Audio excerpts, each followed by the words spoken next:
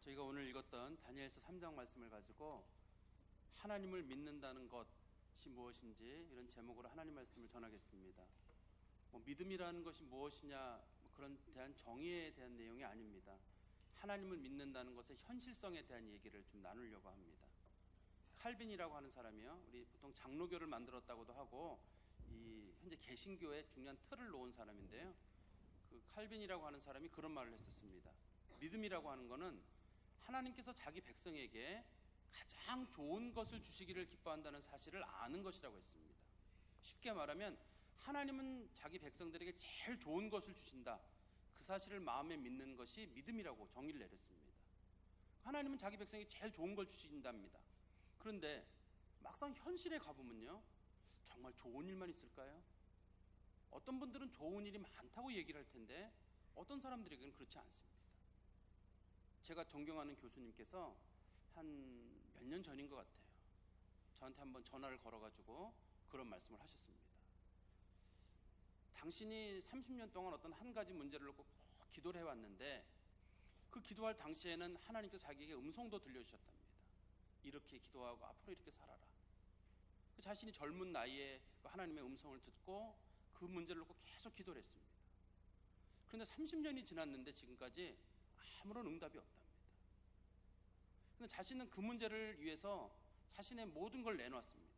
가족도 내놓고 학교도 결국 그만두시고 자녀들마저도 온통 그 기도에 집중을 했습니다. 그런데 30년이 지나서 아무런 응답이 없으니까 이분이 저한테 전하는 말씀이, 조금만 더 가면 내가 신앙을 버릴지도 모르겠다. 어떤 분들은 그럴 겁니다. 30년 기도한 거 가지고 신앙을 버리냐 그러는데 그분의 삶을 제가 너무나 잘 알아요. 우리가 상상할 수 없을 정도로 경건한 사람입니다. 초월적인 경건함과 기도와 열심히 있는 사람입니다. 그 교수님도 그렇고 사모님도 두 분 다 서울대 나오셨어요. 외국에 가서 유학도 하시고 영국에서 박사도 받아오셨습니다. 자녀들도요, 전국에서 공부를 손꼽히게 잘할 만큼 잘하는 사람들이었어요. 그런데 그분은 하나님께서 이걸 원하신다고 하신 어떤 뜻이 있었습니다. 제가 봐도 그건 정말 하나님이 기뻐하시는 뜻이겠더라고요. 하나님이 정말 원하시는 뜻이기 때문에 이건 정말 하나님께서 원하시는 일이다. 너무 하나님 보시기에 좋은 일이고 욕심 부리는 것도 아니고 영적인 거고 너무 좋은 일이어서 이건 하나님이 하시는 일이다 싶었는데, 그러다 보니까 이 가족이 그 일에 모든 매진을 했습니다. 아이들도 사모님도 이 교수님도 열심히 기도를 했습니다. 그런데 30년이 지났는데 아무런 것도 없습니다. 남은 건 주변의 사람들 다 떠났고요, 친척도 떠났고, 이 교수님 말로는 자녀들마저도 자기를 원망하는 것 같답니다. 아버지의 신앙이 진짜 신앙이냐, 혹시 잘못 들었던 건 아니냐, 정말 하나님의 뜻이라는 게 있긴 있는 거냐, 무섭답니다. 자녀들이 자기를 원망하고 신앙의 길에서 떠날까 봐. 근데 자기 자신도 무섭답니다. 내가 정말 하나님 앞에 열심히 기도해 왔는데 신앙의 끝이 과연 이거란 말인가? 신앙이라고 하는 것 자체가 어떤 분들에게는 장밋 미래처럼 보일지 모르지만 어떤 분들에게는 놓지 못하는 하나님과의 관계의 줄입니다. 매우 경건한 분입니다. 저는 그분에게 늘 들었던 얘기 중에 한 가지가, 목사는 평생 양복 한 벌로 살아야 된다. 그게 그분의 자랑이셨습니다. 자기가 신학교 때 졸업할 때 양복을 하나 맞췄는데 지금까지 딱 한 벌을 입고 살고 있습니다. 봄, 여름, 가을, 겨울. 욕심을 하나 부리지 않고 자신의 짐을 모든 걸 다 내놔서 아무것도 없습니다. 겨우겨우 그냥 숨만 쉴 정도로 그 기도 제목만 놓고 기도를 해왔는데 이 끝이 이렇다 그러면 그분도 문제지만 옆에서 바라보는 저도 도대체 신앙이라는 건 뭔가? 아브라함은 20몇 년 기다렸다는데 오래 살았잖아요. 아브라함은요, 노아가 방주를 만드는데 100년 지났다, 한 1000년 살았잖아요. 그런 사람들 100년 아무것도 아니지 않습니까? 우리는 기껏해야 7, 80년 살지 않습니까? 그 인생 가운데 자신의 인생에 30대, 40대, 50대, 60대를 그렇게 날려버렸다 그러면 참 막막한 일이 아닐 수가 없습니다. 그런데 비단 이런 고민은 그분만의 고민은 아닐 겁니다. 어떤 성도들은 열심히 기도를 했는데, 기도를 하고 열심히 사는데도 어떤 문제가 해결되지 않는 사람들이 있습니다. 하나님과 깊은 관계의 줄로 늘 들어가는데 깊은 관계의 줄로 들어가는 것만큼 문제가 꼬이는 사람도 있습니다. 하나님 안 믿고 교회 잘 안 다니는 사람들은 그런 대로 잘 되는 것 같아요. 근데 자신에게는 정말 잘 되는 일은 많지 않습니다. 누구 잘 됐다는 얘기는 많이 듣습니다. 그런데 막상 자기 집에, 자기 주변에는 정말 누가 봐도 잘 된다고 말할 만한 사람들이 많지가 않은 것을 보게 됩니다. 또 마음도 항상 겸손합니다. 이런 사람들은 혹이라도 하나님 마음 조금 건드릴까 싶어가지고 늘 겸손하고, 화가 나는 순간에도 참아야지, 그리스도인으로 살아야지, 그리스도인으로 살아야지라고 늘 마음을 다스리는데, 다스려도 주변에 있는 사람들은 말하기를 못된 그리스도인이라고 말하고, 신앙인이 어떻게 저 모양이냐는 말을 듣고 사는 자신들의 모습을 보면서 도대체 신앙이란 무엇인가, 그렇게 고민하는 사람도 많이 있습니다. 조금 전에 우리 장로님께서도 기도 중에 하나님 앞에 잠깐 언급했습니다만, IS라고 하는 무장 단체가, 물론 이슬람이라는 단체가 원래 기독교랑 관계가 그렇게 좋지는 않습니다, 원래부터. 근데 이 사람들이 최근에 많은 사람들을 이렇게 참수시키거나 인신매매를 시키거나 성폭행을 하는데 주요 대상자들이 그리스도인들입니다. 그리스도인 소녀들이 주로 끌려가서 큰 어려움을 겪게 되는데요, 그 아이들이 가서 기도 안 했을까요? 그 아이들이 끌려갔을 때 그 부모들은 기도 안 했을까요? 하나님 그들을 살려달라고 기도 안 하겠습니까? 처음에 아이들 20명인가 끌려갔을 때, 보코하람에, 나이지리아 보코하람에서 사람들이 끌고 갔을 때, 보코하람 사람들이, 그 사람들이 여기저기에다 글을 올려가지고 하나님 이들을 살려달라고 해서 저도 밤새 기도를 했었습니다. 그 중에서 탈출해 살아난 아이들도 있고 죽은 아이들도 있고, 대부분의 사람들은 죽었습니다. 기도하면 살아나야 되는 거 아닙니까? 원래 그렇게 잡혀 나갔다가도 풀려져야 되는 거 아닙니까? 그렇게 악을 행하는 사람들은 죽어야 되는 거 아닌가요? 원래대로는 이게 우리가 알고 있는 원칙 아닌가요? 그런데 현실에 와가지고는 그거랑은 너무나 다른 일들이 우리들에게 종종 일어나는 것을 보게 됩니다. 이런 사람들은 아주 극단적인 경우겠지만 우리가 현실적인 부분에 들어가 봐도 너무너무 힘들게 사는 사람들이 있습니다. 괜찮아, 잘 될 거야, 힘을 내, 이런 위로를 해주는데 그게 누군가에게는 통하지만 어떤 사람들은 정말 어려운 사람이 있습니다. 조금만 힘내요, 나을 겁니다 하는데 난치병이 걸린 자녀들을 둔 부모들이 있습니다. 아이들은 점점점 힘들어가고 더 이상 쓸 수 있는 병원비도 없습니다. 난치병을 둔 부모들은 하루하루 아이들이 죽어가는 날을 손꼽아 기다리면서 제발 나보다는 늦게 죽어야 되는데 그런 마음으로 아이들을 놓고 기도합니다. 그런데 그 아이들이 살아나지 못하고 부모 앞에서 쓰러져 갑니다. 그럴 때 그 부모들이 그리스도인으로서 기도할 때 이런 마음을 가질 겁니다. 하나님, 도대체 신앙이라는 건 무엇입니까? 기도하지 않는 것도 아니고 또 그렇다고 해서 열심히 살지 않는 것도 아닌데, 어떤 사람들은 그렇게 얘기합니다. 당신 기도하지 않아서 그래. 그런데 기도 열심히 하는 사람들, 부지런히 사는 사람들, 하나님 섬기는 사람들 중에 어려움을 겪는 사람들이 생각보다 많이 있습니다. 그러면 우리는 그런 문제 앞에서 고민에 빠지게 됩니다. 분명히 칼빈이라는 사람은 정의 내리기를 믿음이라고 하는 건 하나님께서 자기 백성에게 제일 좋은 걸 주신다는데 이게 도대체 제일 좋은 건가? 자식이 부모보다 먼저 가고 어린 소녀들이 이슬람 사람들에서 무참하게 그렇게 유린을 당하고, 또 어떤 사람들은 미래를 꿈꾸지 못하고 살아가고 가정관계 속에서, 인간관계 속에서 풀지 못하는 문제 때문에 연일 괴로워하고 살고 있고, 도대체 이게 신앙이란 말인가? 하나님 믿는다는 건 도대체 무엇인가? 칼빈이라는 사람이 정의를 잘못 내린 건가? 아니면 신앙이란 원래 이런 건데 우리가 신앙의 모습을 잘못 알고 있던 것은 아닌가? 그런 고민을 갖게 됩니다. 다른 사람들은 응답도 잘 받는다는데 나는 왜 그토록 응답이 없단 말인가? 다른 사람들은 하나님의 기적을 경험했다는데 왜 내게는 기적 한 번 나타나지 않는 건가? 나는 신앙생활 하면서 한눈 팔지 않으려고 참 애썼고 죄 하나 안 지려고 참 노력했는데 내 이 신앙의 끝이 이게 뭐란 말인가? 그 70이 넘은 그 노 교수의 고민이 비단 낭만적으로 사는 그리스도인 말고요, 현실적인 사람들의 삶의 모습들을 보고 가는 사람들 입장에서는 누구나 공감될 수도 있습니다. 우리가 굳이 부인하지만 않는다고 한다 그러면 신앙으로 고민해가는 사람들의 모습을 우리가 보게 됩니다. 신앙이라고 하는 건, 성경에서 표현하는 신앙은 꼭 응답이 돼야지만 축복은 아닙니다. 잘 풀려야지만 축복은 아닙니다. 하나님이 원하시는 건 정금과 같은 신앙인 경우가 훨씬 많습니다. 그 사람을 단련해서 그 사람 끝에 정금과 같은 신앙, 하나님 앞에서 맑은 영혼 하나만 하나님이 거두시는 경우도 굉장히 많습니다. 우리가 존경하는 목사님들, 존경하는 성도들의 얘기를 들어보면요, 그들 중에는 축복받은 사람은 한 명도 없습니다. 우리는 축복받은 사람을 존경하지 않습니다. 예를 들어서 우리가 손영원 목사님이라는 분을 굉장히 존경한다 할 때 그분이 자녀들 2명을 잃었습니다. 자녀 2명을 그 공산주의자들에게 잃었을 때도 끝까지 자기 신앙을 버리지 않고 그 사람들, 자녀를 죽인 그 사람들을 자신의 양아들로 끌어안았을 때 사람들은 야, 저 사람 신앙이 대단하다고 말합니다. 자녀들이 성공해가지고 위대한 사람이 되고 한국을 지배하는 사람이 됐다고 하면 손영원 목사는 우리 기억 속에 남지 않을 겁니다. 우리가 기억하고 있는 신앙인들은 대부분 어려움을 겪는 사람들이고 그들 중에는 일이 잘 풀린 사람도 없습니다. 자녀가 잘 풀렸다, 건강하다, 행복하다, 그런 그리스도인 중에는 우리가 존경하거나 우리가 기억하는 사람은 한 명도 없습니다. 우리 찬송가 549장에 보면 내 주의 뜻대로 행하시옵소서라고 하는 찬송이 있습니다. 그 찬송을 지은 사람은 독일의 슈몰커라고 하는 목사님인데요, 그 목사님 내외가 사역하던 지역은 슐레지아라고 하는 지역인데 아주 넓은 지역입니다.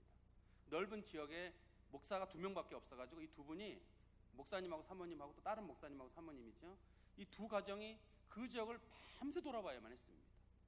연일 돌아보고 밤늦게 집에 돌아왔는데 화재가 나서 두 아이가 불에 타 죽었습니다. 그리고 나서 지은 찬송이 내 주의 뜻대로 행하시옵소서입니다. 기억 속에 딱 박힙니다. 과연 저런 상황에서 누가 하나님께 내 주의 뜻대로 행하시옵소서, 살든지 죽든지 뜻대로 하십시오란 말을 누가 할 수 있을까? 저게 신앙인이라고 한다 그러면 도대체 우리가 살았던 건 뭐란 말인가?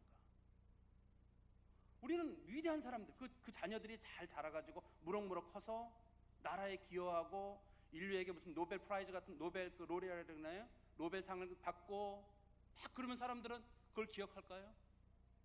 신앙인의 모습에는 두 자녀들은 연기 쪽에 사라졌지만 그 부모가 그 아이들을 끌어안고 하나님 앞에 주님의 뜻이라면 받아들이겠습니다라고 하는 그런 신앙의 결단을 내릴 때 우리의 마음속에 더 깊이 다가옵니다.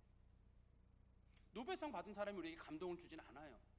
그런 이런 사람들의 얘기는 신앙인들에게 큰 감동을 주는 것을 우리가 보게 됩니다. 기독교가 생긴 이래로 기독교인들은 대부분 이렇게 살아왔습니다. 어떤 현실적인 위대함이나 건강의 문제나 축복의 문제나 그런 것으로 감사하고 살았던 그리스도인들은 많지 않습니다.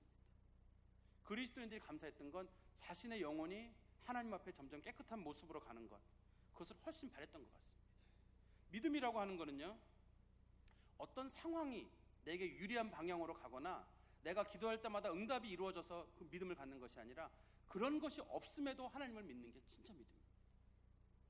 그분이 분명히 내게 좋은 거 주신다고 말씀하셨는데, 가장 좋은 걸 주신다고 말씀하셨는데 그 가장 좋은 것이라고 할 때 그 베스트라고 하는 것이 내가 생각하는 베스트가 아니라 하나님이 생각하는 베스트여서 그게 내게 분명히 다가올 거라는 그 믿음, 때로는 그것이 고통일 수도 있고 때로는 그게 죽음일 수도 있습니다.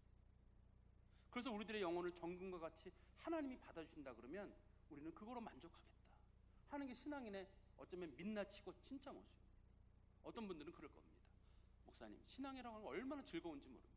즐거운 사람도 있습니다. 저는 기도하면 응답이 잘 됩니다. 응답도 잘 받는 분도 계십니다. 저희는 가정에 문제가 전혀 없습니다. 하나님이 도와주셨습니다. 그런 집도 있습니다. 기도 수년을 해도 응답 한 번 안 받는 집이 있고요, 문제는 점점 꼬여가는 집이 있고, 지금도 여기 나와 있지만 남겨진 가족들과 병원에 있는 식구들로 인해서 정신을 못 차리는 사람도 있습니다. 신앙의 모습에는 여러 가지 모습이 있습니다. 이 문제를 우리는 어떻게 한 번에 풀어야 되는 건가요? 그건 그리스도인들의 진정한 고민이 아닐 수가 없습니다.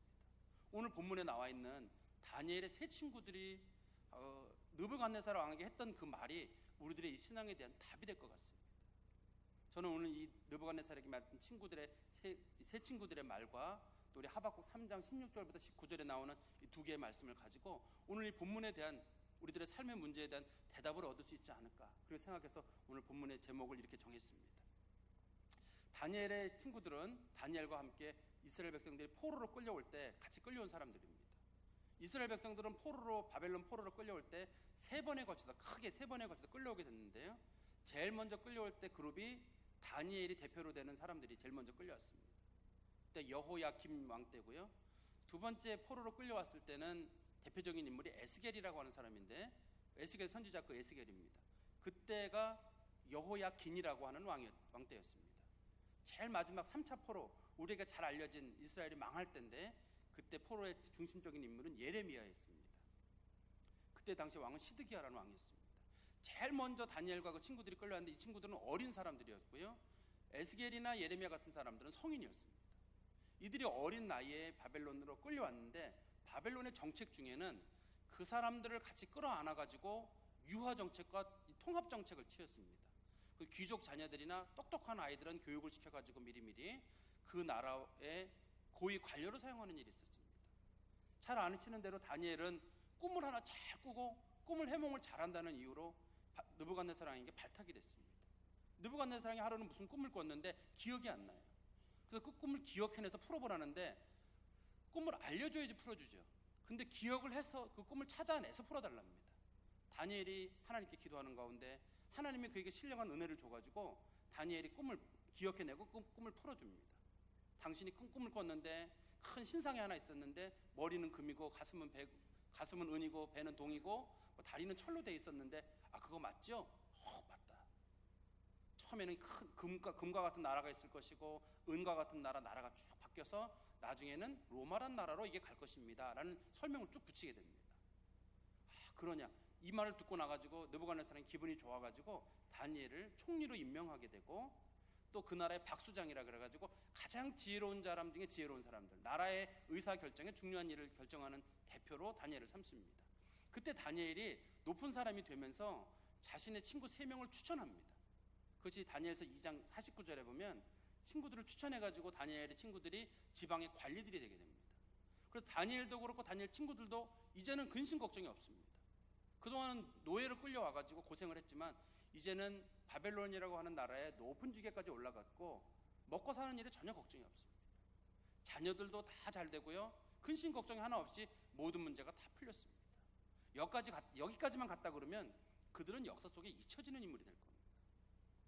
그런데 느부갓네살 왕이라고 하는 사람이 자신의 왕권을 강화하기 위해서 두라 평지라는 곳에 우상을 하나 크게 만들었습니다. 신상을 크게 만들어 놓고 그 신상에게 절하는 사람들, 그 사람들은 살려주고 절하지 않는 사람들은 죽인다고 했습니다. 즉 그 신상은 자신이 섬기는 신이고 자신의 나라의 왕권에 대한 복종의 의미를 갖고 있기 때문입니다. 성경에 보니까 그 신상의 크기가 높이는 27m 정도 되고 이 가로는 한 2.7m 정도 된다. 성경적 표현으로는 높이가 60규빗이고 이 넓이가 6규빗이다. 이렇게 성경에 표현이 되어 있습니다. 그런 신상을 만들어 놨는데, 이 다니엘의 친구들, 다니엘은 그때 당시에 중앙에 있었기 때문에 움직일 일이 없었고 다니엘 친구들이 거기 불려가게 됐습니다. 불려가게 됐는데 다니엘 친구들 신앙에 있어서는 거기다 절을 할 수는 없습니다. 그런데 다니엘과 다니엘의 친구들에 대해서 늘 그들을 눈의 가시처럼 생각하는 사람들이 있었는데, 뭐냐면 원래 원주민들입니다. 바벨론 원주민들을 성경에서는 갈대아 사람들이라고 부르는데, 그 사람들이 다니엘과 그 친구들이 너무 잘 풀립니다. 우리로 말하는 외국인 노동자가 와가지고 너무 잘 풀리는 거예요. TV 자주 나오고 그러면 사람들이 외국인이 참 한국말 잘 쓴다고 고맙긴 한데 너무 잘 풀리면은 한국 사람들이 약간 이렇게 좀 시기하는 마음을 갖는 것처럼, 그 사람들이 총리가 되고 나라에 너무 잘 풀리니까 뭔가 좀 흠잡을 게 없을까, 그걸 생각해보다 보니까 자세히 보니까 이 사람들이 신상 앞에 절을 안 하는 거예요. 잘 됐다. 그래서 느부갓네살을 찾아가서 얘기를 했습니다. 지금 저 사람들이 신상에게 절을 하지 않습니다 라고 말을 하면 왕이 기분이 별로 상할 것 같지 않으니까 거기다 말을 덧붙입니다. 왕도 섬기지 않겠다고 하고 왕이 만든 신상도 섬기지 않겠다고 하고 왕의 신도 섬기지 않겠다고 한다. 그 옆에 다 왕이란 말을 집어넣는 겁니다. 왕을 섬기지도 않고 왕이 만든 신상도 그렇고 왕의 신도 섬기지 않고, 그러니까 왕의 귀에는 뭐만 남냐면 왕. 나를 거절하고 나를 섬기지 않겠다고 하는구나 이 사람들이. 그러면 그 사람들 한번 데려와라. 끌고 왔습니다. 느부갓네살이 물어봅니다. 정말 너희들 그랬느냐? 정말 그랬냐고 물어보는 건 이 사람들에 대한 신뢰가 있는 겁니다. 그동안 이 사람들이 보여준 신뢰가 있으니까 한번 사실성을 물어보는 거죠.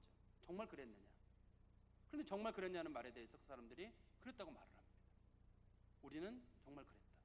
그래서 느부갓네살이 기회를 줍니다. 둘 중에 한 가지를 골라라. 너희들이 지금 이 신상에게 절을 하면 너희들은 살 것이다. 그러나 너희들이 신상에게 절을 하지 않으면 너희들 지금 풀무불에 던져져 죽을 것이다. 풀무불에 던진다는 말은 요즘 말로 하면 화형을 당한다는 말입니다. 그래서 우리는 풀무불 그러면 조그만 불에 들어가서 아 뜨거워 뭐 이 정도 생각하나 본데요. 그렇지 않습니다. 사람이 그 화상이나 혹은 이렇게 풀무불에 들어가는 게 얼마나 뜨거운지는 어떻게 알 수 있냐면 촛불을 켜놓고 이 새끼손가락을 한 10초 동안만 대보세요. 사람이 그거 못 견딥니다. 근데 그런 불에 풀무불이 쇠를 녹이는 그 풀무불이 앞에 타고 있는데 거기에 집어넣는다고 하는데 누가 겁을 먹지 않겠어요?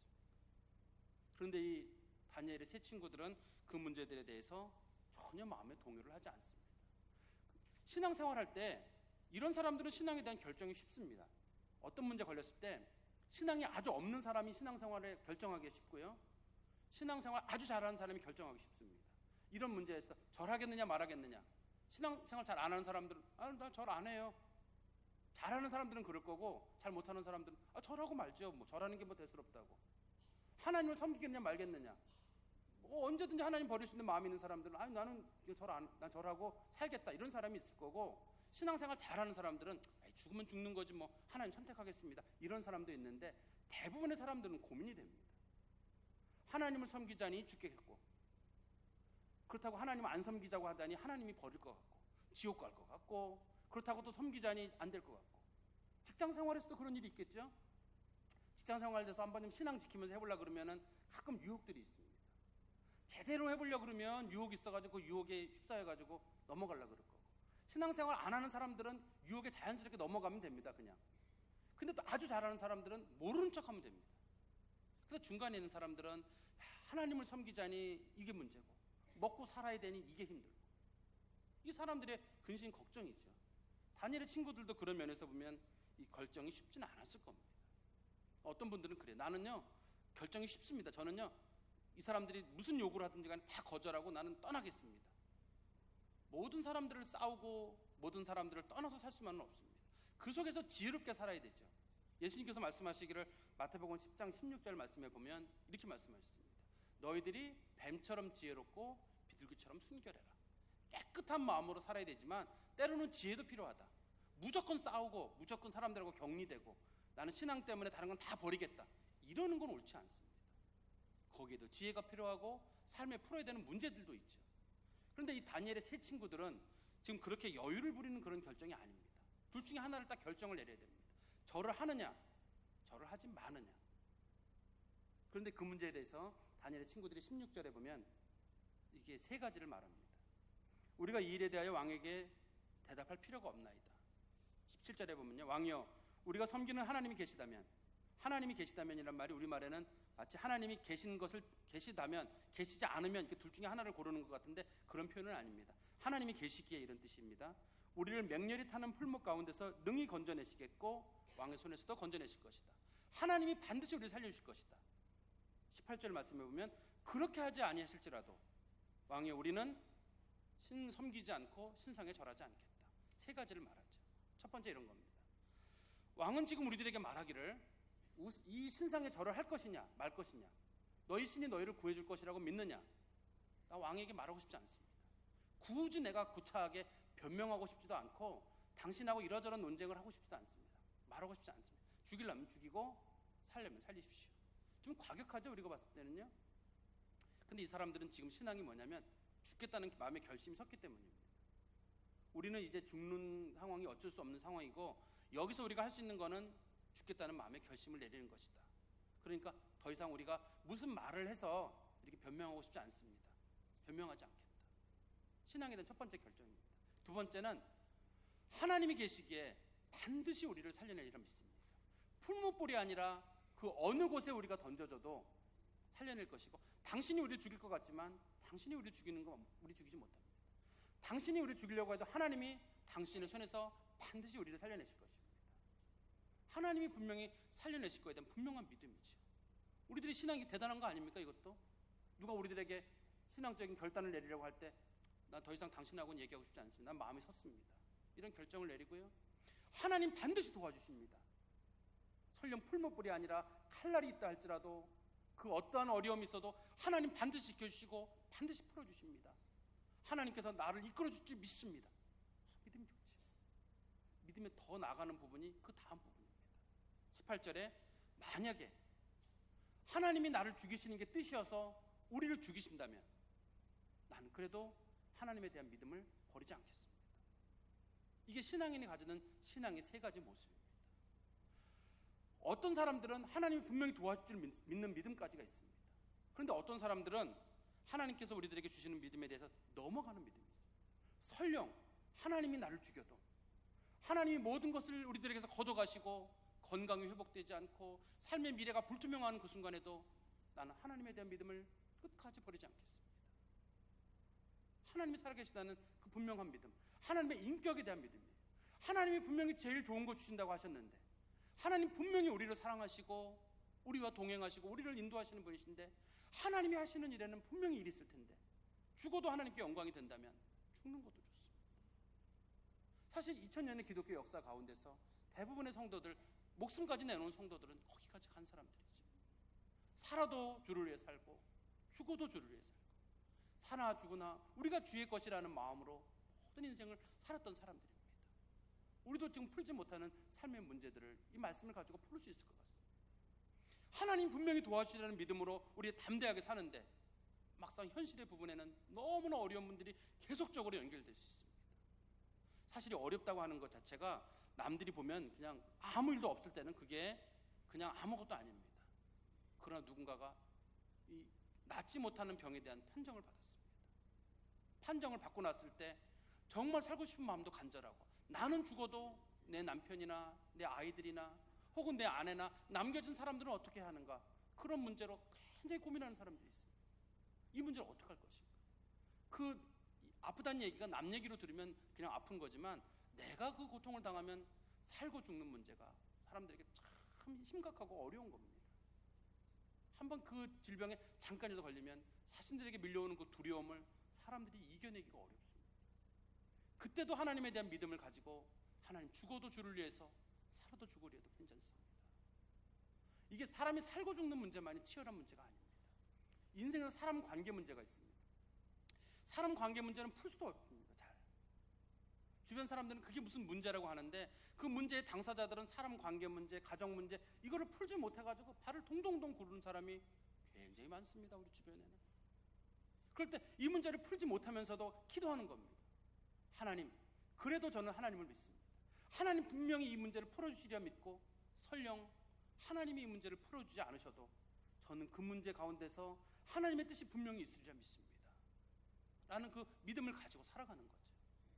기독교는 꼭 낭만적이지 않습니다. 기도한다고 문제가 다 풀린다? 물론 그런 사람도 있습니다. 그런데 더 깊은 신앙은요, 하나님은 막 여린 신앙에게는 기도할 때마다 응답을 탁탁 주십니다. 처음 단계죠. 좀 더 신앙이 깊은 사람한테는 하나님이 침묵하십니다. 아무리 기도해도 응답이 없습니다. 스스로 하나님의 뜻을 발견하고 풀어나가라고 하나님이 가만 놔두시는 순간이 있습니다. 그런가 하면 더 신앙이 깊은 사람들에게는 하나님께서 인내의 순간을 주십니다. 한번 참아봐라, 견뎌봐라. 정말 신앙이 좋은 사람들은 하나님이 그의 몸을 통째로 하나님의 번제로 받으시는 경우가 있습니다. 응답 잘 된다고 당신은 왜 응답 안 되냐고 조롱할 것도 없습니다. 응답 잘 되는 사람은 잘 되는 대로 신앙의 모습이 있고요, 하나님의 침묵의 길을 걸어가고 있는 사람은 침묵대로 뜻이 있고, 인내로 그 인생을 살아가는 사람은 그대로 뜻이 있고, 하나님이 우리의 몸을 하나님의 번제의 제물로 받으신다면 그것도 그것대로 의미가 있습니다. 하나님이 나를 그만큼 보시는구나. 우리가 자녀를 키워보면 압니다. 어린 자녀들이 막 울면서 막 달라 그러면 먹여주죠. 그러나 좀 큰 애들이 울면 가만 놔둡니다. 알아서 챙겨 먹으라고요. 또 좀 더 커서 울면은 스스로 그 문제 해결할 때까지 가만 놔둡니다. 자녀를 키우는 부모의 모습도 그렇듯이 하나님도 우리들의 신앙의 성숙도에 따라서 어떤 때는 즉시 응답해 주시고, 어떤 때는 하나님이 가만히 정말 침묵 가운데서 우리들이 고독한 길을 가면서 이 문제를 풀어나가는 성숙의 과정을 주실 때가 있습니다. 어떤 때는 정말 우리가 지칠 정도로 하나님 인내의 모습을 주시고요, 어떤 때는 우리의 생명을 요구하실 때가 있습니다.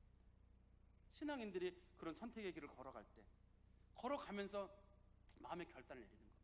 하나님은 분명히 살아계신데 나를 도와주시는 분이신데 설령 하나님이 내게 그런 문제를 풀어주지 않는다 할지라도 나는 하나님에 대한 믿음을 갖겠다.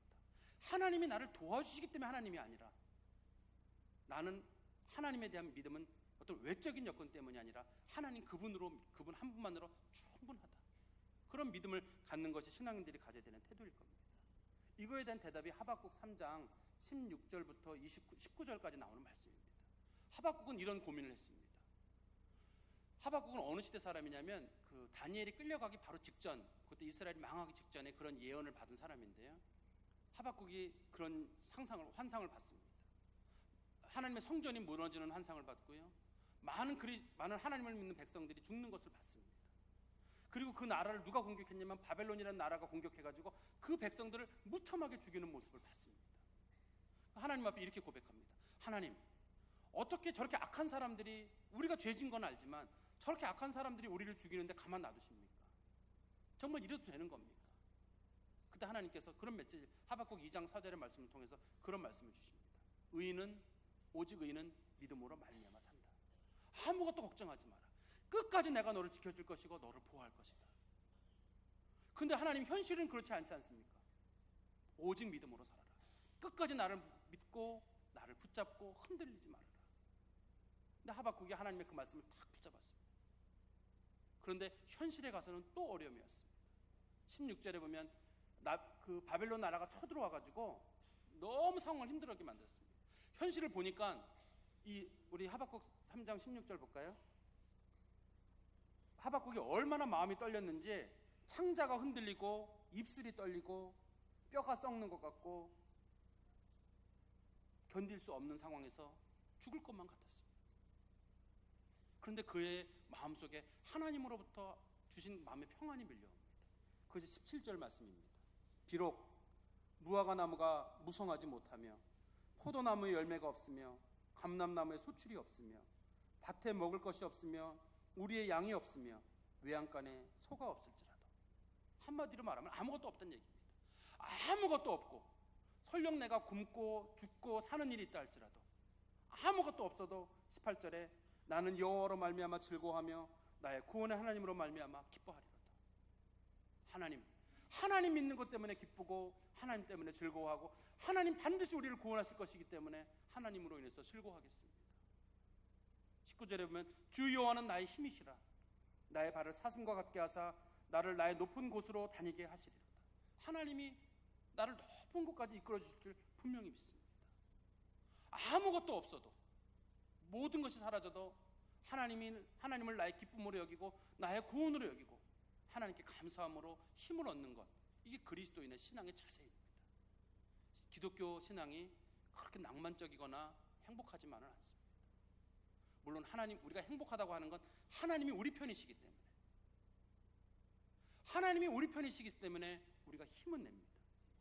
그런 현실에 그 우리가 하나님이 우리 편인 줄 알지만 우리들은 인내의 삶을 살아야 하고 감당하지 못할 수많은 문제 가운데 현실에 그대로 놓여 있습니다. 우리 편인 것은 맞습니다. 성경에도 많이 나오죠. God is on my side. 하나님은 내 편입니다. 그 말 우리가 많이 합니다. I never afraid. 나는 결코 두려워하지 않습니다. 하나님 앞에 자주 말합니다. 그러나 현실적으로 우리들의 삶에 가가지고는 두려움과 하나님 우리 편이면 이럴 수 없는 상황들이 충분히 일어날 수 있습니다. 그러나 하나님을 우리의 기쁨으로 여기고 하나님을 우리의 구원으로 여기고 여호와를 나의 힘으로 여기고 하나님만 붙잡고 나가는 겁니다. 그게 신앙입니다. 그때 마음속에 영적으로 기쁨이 우러나오고요, 하나님 앞에 때로는 눈물도 나고 슬픈 일도 있습니다만 그 속에서 영적인 기쁨이 넘쳐납니다. 설령 우리가 살아도 괜찮고 설령 우리가 죽어도 괜찮고 하나님 붙잡는 그 믿음으로 끝까지 가겠다는 그 마음 갖는 것, 주님께서 우리들에게 가장 기뻐하시는 모습이 아닐까 싶습니다. 믿는다는 것이 때로는 행복한 모습도 있습니다. 때로는 기도마다 좋은 응답이 있을 때도 있습니다. 아닐 때도 있습니다. 그러나 우리가 믿는 건 하나님은 반드시 자기 백성에게 제일 좋은 걸 주시는데 누군가에게는 응답을 주실 때가 있고 누군가에게는 더 큰 연단을 주실 때가 있고 누군가에게는 하나님께 정금과 같은 신앙을 요구하기 위해서 더 깊은 걸 요구하시기도 하고, 때로는 우리들의 몸과 영혼을 그대로 받으시기 위해서 하나님이 우리들에게 순교의 잔을 마시게 하실 때도 있고, 우리는 어느 지경에 우리가 놓여 있는지 모릅니다. 분명한 건 하나님이 우리를 사랑하신다는 것, 그리고 하나님이 우리의 힘이 되신다는 것과 우리의 기쁨이 되시고 우리의 구원이 되신다는 겁니다. 우리는 하나님에 대한 이 믿음을 가지시고 끝까지 신앙의 길을 정진하시기를 주님의 이름으로 소망합니다. 기도하겠습니다. 하나님 아버지, 주님의 은혜 감사합니다. 저희들에게 하나님에 대한 믿음을 주셨고 하나님의 백성 삼아주시니 감사합니다. 우리를 이 세상에 두신 것도 감사하고 하나님에 대한 믿음을 갖고 이 세상을 떠날 수 있는 것도 또한 감사드립니다. 하나님이 무엇을 주셔서만 감사한 것이 아니라 하나님이 우리 하나님이시기에, 우리의 구원자가 되시기에, 우리를 사랑하시기에 하나님 앞에 감사하고 영광과 찬송을 돌려드립니다. 하나님, 무엇을 요구하는 사람이 아니라 무엇을 드릴까 고민하는 자들이 되게 하시고 내 삶의 눈물과 내 삶의 생명까지도 하나님이 원하신다면 분연한 마음으로 드릴 수 있는 성숙된 신앙이 될 수 있도록 하나님 은총 베풀어 주시옵소서. 반드시 하나님 도우시고 함께 하실 줄 믿습니다. 그러나 그리 아니하실지라도 우리는 끝까지 하나님에 대한 믿음을 갖기를 원합니다. 주여, 그 믿음을 갖고 살아가는 주님의 성도들에게 하나님께서 위로하여 주시고 축복하여 주시고 그들의 삶을 통해서 영광 거두어 주시옵소서. 예수님 이름으로 기도하옵나이다. 아멘.